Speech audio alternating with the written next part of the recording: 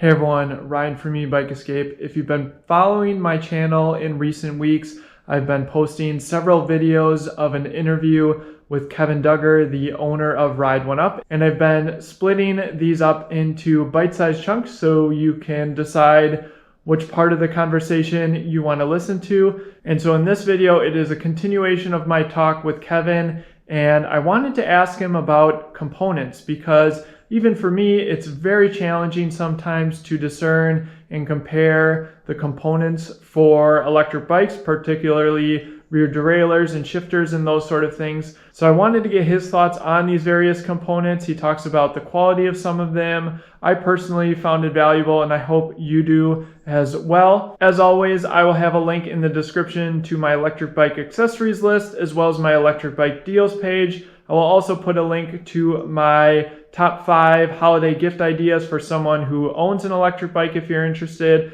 And if you like this video, please consider subscribing to my channel for more electric bike related content. With that, let's get into the interview with Kevin Duggar talking about Shimano components.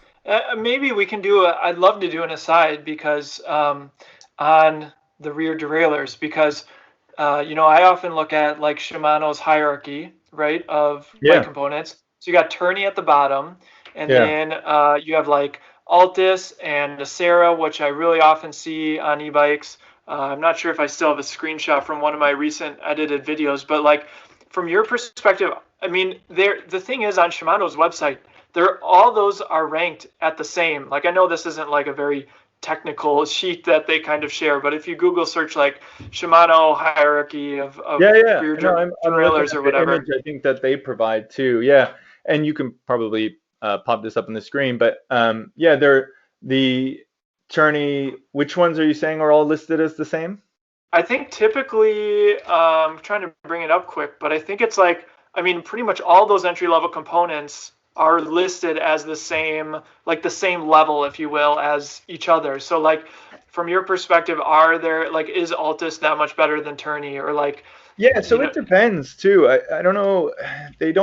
They have different level Altus and different level Acera. Interesting. So that's what makes it even more complex or annoying.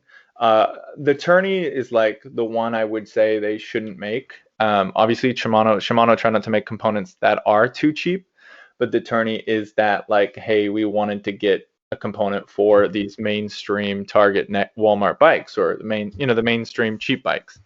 So the tourney, that like real basic one, and they have 4 iterations of that tourney. So it even goes, from worst to like slightly less worst. Yeah. Like less worst. And then they, like I said, the Acera, there's different variations of the Acera. There's a basic Acera, which we had on our 500 and our 700, and we actually still use, and it's still in our photos right now on our website, for example, and many other bikes. I think Aventon have that as theirs, and that's, it's a totally usable, fine derailleur. It's not like one you'd want on a high-end mountain bike, of course, or any, or a high-end road bike, but it's totally workable, and kind of like more of those are the level of like workhorses, I would say. They're not like lightest, they're not the best performance, but they'll do the job, and they will be tunable. And then, but like I said, they have an Altus, and and then a nicer Altus. So it's you'll see the same name and it'll throw you off. And if you kind of search Shimano Altus, you can see that there are different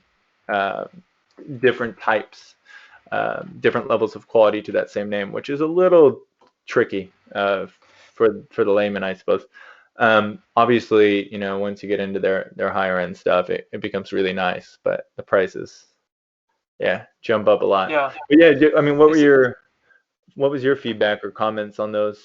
Well, I mean, it's just from my perspective, it's really hard to discern, right, between these. Now that I'm looking at like the Altus shifters, and now like I know like that's very familiar. That I've seen on.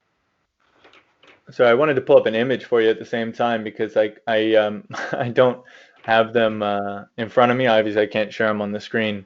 Yeah. Well, the laptop I'm using doesn't have a good. It's not a good browser. So I'm using my other computer to browse them. But yeah, if you'll see, there's the Altus M310 and then the M370. And then they have even a nicer one, the Altus RD M2000 is what they call it. They have all these different variations of the same Altus. So it's, Yeah. and you're getting completely different component, different level of quality. If you search those, you'll see. And we use some of them. Like right now, I think we were using the Alivio.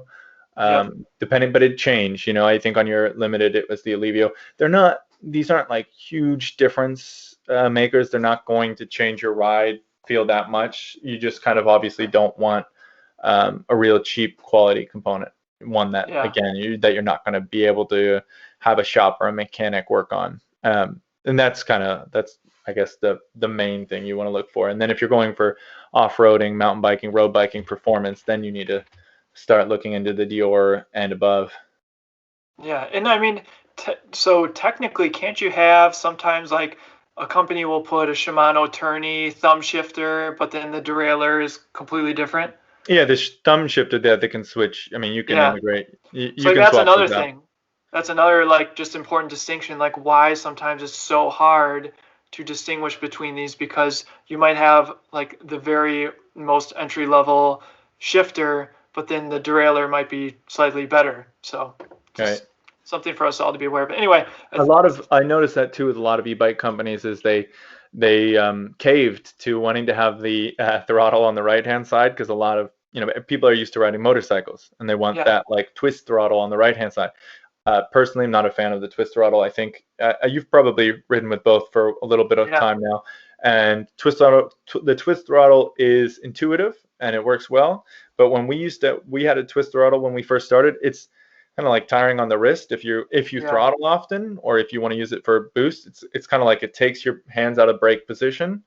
And then if you're doing it a lot, it can get kind of tiring on the wrist, where you're like, I would almost like spin it with my fingers and then relock my grip of my wrist if I was using it. Whereas but people who don't have experience with e-bikes think that like, I want that right hand grip twist throttle because it feels like I want it to feel like a little motorbike or like a little mini motorbike, and it's not. After you get some time on it, it's not really what you want. And I've seen people on eBay posting or selling like twist grip to thumb throttle conversions, in which they sell like a little knob that you can make your twist shift or your twist throttle into a thumb throttle.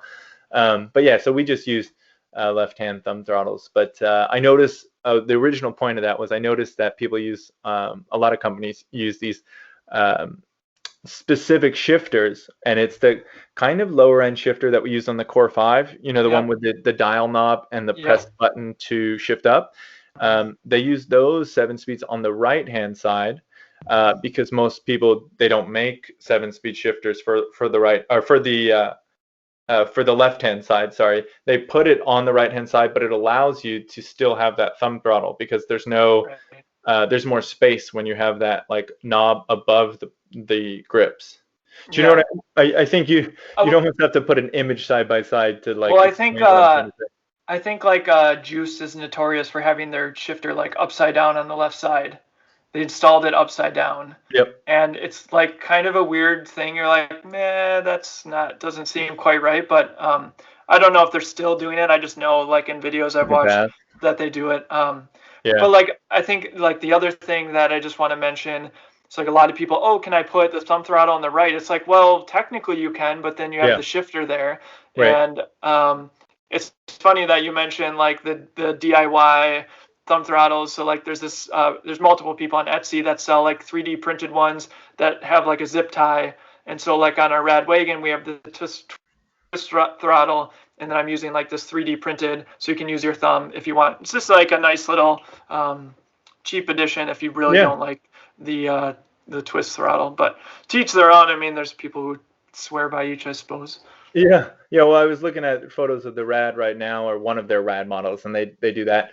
They're using that shifter with that knob above, that thumb knob above, so that way they can still have the twist throttle on the right hand side.